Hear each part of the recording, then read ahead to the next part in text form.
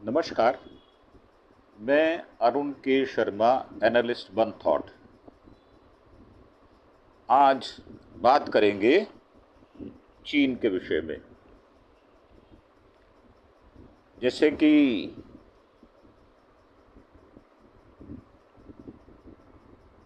कल ट्रंप साहब ने टीआरएफ पर बैन लगाया था और उसको आतंकवादी संगठन घोषित कर दिया था। ऐसे ही आज चीन ने पहलगाम हमले की निंदा कर दी है और कहा है हम हर तरह से आतंकवाद के विरोधी हैं। आतंकी संगठन टीआरएफ और पाकिस्तान का उन्होंने नाम नहीं लिया। अब नाम नहीं लिया और ये कह दिया कि आतंकवाद के विरोधी हैं, तो भाई साहब आपने जो हिंदुस्तान ने उसको जवाब दिया पाकिस्तान को, तो आपने सारा असला जो है चीनी असला वो पाकिस्तान को देकर सपोर्ट तो किया। तो आपने सपोर्ट क्यों किया? पहले नहीं सोचा था कि मुझे बाद में पहलगाम हमले की निंदा करनी पड़ेगी?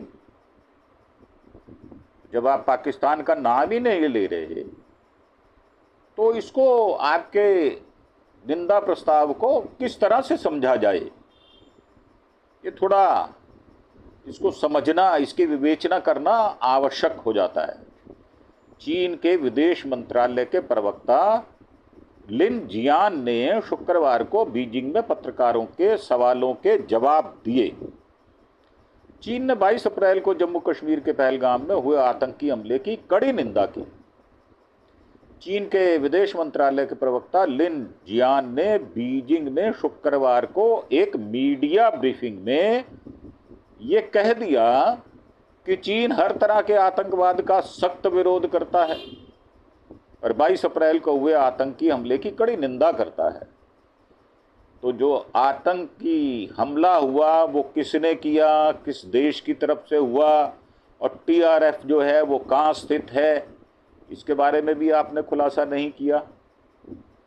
उन्होंने आगे कहा कि चीन सभी देशों से आतंकवाद के खिलाफ सहयोग बढ़ाने और क्षेत्रीय शांति व स्थिरता बनाए रखने की अपील करता है। तो कौन अस्थिर कर रहा है, कौन स्थिरता ला रहा है, इसके विषय में आपको क्लैरिफिकेशन देना जरूरी था। चीन का यह बयान अमेरिका के पाकिस्तान समर्थित आतंकी संगठन रेसिस्टेंस फ्रंट टीआरएफ का विदेशी आतंकवादी संगठन घोषित किए जाने के बाद आया है। तो ये समझना होगा, जब बाद आया है तो क्या अमेरिका की चीन नकल कर रहा है क्या? पहले चीन को अक्ल मारी गई थी क्या? और पहले क्या ट्रंप की अक्ल मारी गई थी क्या? हमला हुए तो करीब 2 महीने होने वाले हैं, 3 महीने होने वाले हैं। तो आज निंदा, आज उस पर संगठन पर प्रतिबंध लगाना, ये देर तो नहीं हो गई कहीं? चीन ने पहलगाम हमले की निंदा तो की है, लेकिन अमेरिका की तरह ना तो टीआरएफ का नाम लेकर उसकी आलोचना की और ना ही टीआरएफ को सीधे तौर पर आतंकी संगठन कहा। तो मुझे लगता है चीन मिट्टी का शेर है, शेर बनने की कोशिश कर रहा है, पर वो मिट्टी का है। हमारे यहाँ जो छोटे बच्चे हुआ करते थे पंजाब में, उनको छोटे छोटे बाबे बना के दिया करते थे, वो उनसे बहल जाया करते थे। तो चीन ने भारत को यही समझकर बहलाने का कुत्सित प्रयास किया है। अब टीआरएफ पहलगाम हमले की जिम्मेदारी लेने के 4 दिन बाद मुकर गया था और पाकिस्तान समर्थित आतंकी संगठन लश्कर-ए-तैयबा का सहयोगी संगठन है। इसने 22 अप्रैल को जम्मू कश्मीर के पहलगाम में हुए आतंकी हमले की जिम्मेदारी ली थी, जिसमें 26 नागरिकों की मौत हो गई थी। हमले के कुछ ही देर बाद टीआरएफ ने घटना की जिम्मेदारी ली थी और बयान जारी कर कहा था कि भारत सरकार कश्मीर में मुस्लिमों को बहुसंख्यक से अल्पसंख्यक बना रही है। हालांकि 26 अप्रैल को टीआरएफ इससे मुकर गया था। संगठन के प्रवक्ता अहमद खालिद ने कहा था कि पहलगाम हमले के लिए टीआरएफ को जिम्मेदार ठहराना गलत है। खालिद ने कहा कि उनकी वेबसाइट को हैक कर लिया गया था। और इतने भोले भाले कि तुम्हारे वेबसाइट को कोई हैक कर लेगा, तुम दुनिया को हैक करके बैठे हो भाई, आतंकवादी हो, क्रिमिनल हो तुम लोग। और तुम लोगों को, निहत्थे लोगों को मारते हो, कायर हो तुम। तुम्हें दोजख में भी जगह मिलने वाली नहीं है, ये बात समझ लेना। जो भी कोई आदमी किसी निरीह प्राणी को, जिसके हाथ में कोई शस्त्र ना हो और AK-56 और ऐसे हथियारों से जिनसे दनादन गोली निकलती हो, गोलियों से भून दे, सिर में गोली मार दे, तो ऐसा मुसलमान, उसको लानत है। वो मुसलमान धर्म को बदनाम कर रहा है। इसीलिए कहा जाता है कि आतंकवाद का कोई धर्म नहीं होता। इसीलिए कहते हैं कि धर्म विरुद्ध ये काम करते हैं। तो इसलिए जो अपने धर्म के विरुद्ध काम कर रहा है, तो उसको धार्मिक नाम दिया क्यों जाए? वो मुस्लिम नहीं होता, वो कातिल होता है, मुजरिम होता है, अपराधी होता है। अब टीआरएफ का मुख्य रूप से जम्मू कश्मीर में सक्रिय है। यह अक्सर ऐसे लोगों को भर्ती करता है जो आम नागरिकों जैसे दिखते हैं, लेकिन गुप्त रूप से यह आतंकी गतिविधियों में शामिल होते हैं। इन्हें हाइब्रिड आतंकवादी कहा जाता है, मतलब जो दूसरों जैसे दिखते हो। भारत सरकार ने 5 जनवरी 2023 को टीआरएफ को आतंकी संगठन घोषित किया था। द रेजिस्टेंस फ्रंट यानी टीआरएफ, ये अक्टूबर 2019 में बना था। सुप्रीम कमांडर शेख सज्जाद गुल थे, chief operational commander Wasid Ahmad Dar थे। ये हमने आपको कल भी बताया था। और टीआरएफ नया आतंकवादी संगठन है जो अगस्त 2019 से जम्मू कश्मीर में आर्टिकल 370 खत्म होने के बाद उभरा। टीआरएफ को हिजबुल मुजाहिदीन और लश्कर तैयबा के कैडर के साथ बनाया गया था। केंद्र सरकार इसे लश्कर तैयबा का प्रॉक्सी संगठन मानती है। 2022 में जम्मू कश्मीर में कुल 172 आतंकी मारे गए थे। इनमें 108 टीआरएफ से जुड़े हुए थे। 2022 में केंद्र सरकार ने टीआरएफ चीफ शेख सज्जाद गुल की वांटेड आतंकी घोषित कर दिया था। अप्रैल 2020 में कुपवाड़ा के केरन सेक्टर में घुसपैठ के बाद टीआरएफ का नाम पहली बार सामने आया। उनके हमले में जेसीओ सहित 5 सैनिक शहीद हो गए थे।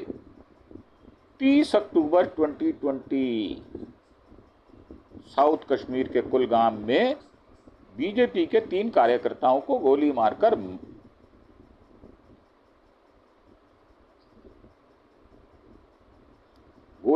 हत्या कर दी थी।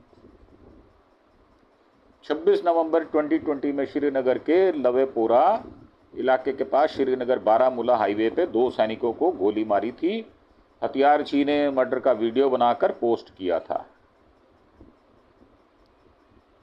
26 फरवरी 2023 को कश्मीरी पंडित संजय शर्मा को गोली मार दी थी। 20 अक्टूबर 2024 को गंदरबल के गगनगीर इलाके में श्रीनगर लेह नेशनल हाईवे की टनल कंस्ट्रक्शन साइट पर फायरिंग की हमले में बड़गांव के डॉक्टर शहनवाज मीर और पंजाब बिहार के 6 मजदूर मारे गए थे। 2019 में आर्टिकल 370 हटने के बाद अस्तित्व में आया था टीआरएफ। जम्मू कश्मीर के आतंकी संगठनों में the resistance states front TRF नया नाम है। 2019 में जम्मू कश्मीर से आर्टिकल 370 हटाए जाने के बाद यह अस्तित्व में आया। भारत सरकार भी मानती है कि लश्कर तैयबा का प्रॉक्सी आतंकी संगठन है। ये आतंकी संगठन जवानों और आम नागरिकों की हत्या के अलावा सीमा पार से ड्रग्स और हथियारों की तस्करी में शामिल रहा है। सुरक्षा मामलों के जानकार बताते हैं सीमा पार से आईएसआई हैंडलर्स ने ही लश्कर तैयबा की मदद से टीआरएफ को खड़ा किया है। अब अमेरिका ने टीआरएफ को आतंकी संगठन घोषित कर दिया है। इससे पहले अमेरिका ने गुरुवार को पहलगाम आतंकी हमले की आलोचना की थी और इसकी जिम्मेदारी लेने वाले संगठन रेजिस्टेंस फ्रंट को विदेशी आतंकवादी संगठन एफटीओ और विशेष रूप से नामित वैश्विक आतंकवादी एसडीजीटी की लिस्ट में डाल दिया था। इस सूची में पहले से ही पाकिस्तान के कई आतंकवादी संगठन लश्कर तैयबा, एलईटी, जैश ए मोहम्मद, जेईएम, जमात उद दावा, जेयूडी और आतंकी संगठन हाफिज सईद और मसूद अजहर जैसे नाम शामिल हैं। एफटीओ लिस्ट में डालने के दो बड़े मायने थे। संगठन अमेरिका के लिए खतरा। एफटीओ लिस्ट अमेरिका का एक कानूनी टूल है जिसे अमेरिकी विदेश विभाग तैयार करता है। इस लिस्ट में उन आतंकी संगठनों को डाला जाता है जो अमेरिका की राष्ट्रीय सुरक्षा, विदेश नीति या नागरिकों के लिए खतरा बन जाते हैं। मदद करने पर कानूनी कार्रवाई। लिस्ट में शामिल व्यक्ति या संस्था को अगर कोई पैसे, हथियार या अन्य मदद देता है तो यह गैर कानूनी माना जाता है, उसके खिलाफ कानूनी कार्रवाई की जाती है। और एसडीजीटी लिस्ट में डालने के दो बड़े मायने भी हैं। आर्थिक प्रतिबंध। एसडीजीटी लिस्ट में नाम आने के बाद उस संगठन या व्यक्ति की अमेरिका में मौजूद सभी संपत्तियां जब्त कर ली जाती हैं। अमेरिकी नागरिक और संस्थानों को उससे किसी भी तरह के लेन देन की अनुमति नहीं होती। ग्लोबल वित्तीय नेटवर्क पर रोक। लिस्ट में शामिल होने पर संगठन की दुनिया भर के बैंकों और वित्तीय संस्थानों तक पहुंच सीमित हो जाती है। उसके लिए पैसा जुटाना, लेन देन करना, आतंकवादी गतिविधियों के लिए फंडिंग करना मुश्किल हो जाता है। दूसरे देश भी सतर्क हो जाते हैं और वो इस संगठन या कार्रवाई करने लगते हैं। अब ये जो अनंतनाग की बैसरन घाटी में 22 अप्रैल को हुए आतंकी हमले में 26 नागरिकों की जान चली गई थी। इस हमले के पीछे लश्कर तैयबा का हाथ था। हम इस आतंकी संगठन के विषय में कुछ बातें आपको बता रहे हैं। लश्कर तैयबा को लश्कर तैयबा भी कहा जाता है। उर्दू में इसका अर्थ होता है कि पाक फौज या पवित्र सेना। यह एक इस्लामिक आतंकी संगठन है। माना जाता था कि इसका संबंध अफगानिस्तान की तालिबान सरकार और अल कायदा के आतंकी ओसामा बिन लादेन से भी रहा है। लश्कर के आतंकियों ने जम्मू कश्मीर में पहली घुसपैठ 1993 में की थी। कहा जाता है कि इससे पाकिस्तान की सरकारी एजेंसियां फंडिंग करती हैं। यह 1980 के दशक के आखिरी में पाकिस्तान में बनाया गया था। इसका इरादा भारत उपमहाद्वीप में इस्लामी सत्ता की स्थापना करना था। यह सुन्नी इस्लाम के बहावी संप्रदाय से प्रभावित मरकज उद दावा वल इरशद की उग्रवादी विंग के रूप में शुरू हुआ था। 13 दिसंबर 2001 में भारतीय संसद पर फिदायीन हमला और मुंबई में 2008 में हुआ हमला लश्कर के आतंकियों ने ही किया था। इसके ज़्यादातर आतंकी पाकिस्तान या अफगानिस्तान मूल के रहे हैं। हालांकि बीते कुछ सालों में इसमें जम्मू कश्मीर के स्थानीय युवा भी शामिल हुए हैं। लश्कर का मुखिया हाफिज सईद अभी पाकिस्तान की जेल में है। इसे अलग अलग गुनाहों में 33 साल की सज़ा हुई है। इनमें सबसे अधिक सज़ा 5 साल की हुई है। तो ये थी हमारी रिपोर्ट आपके लिए।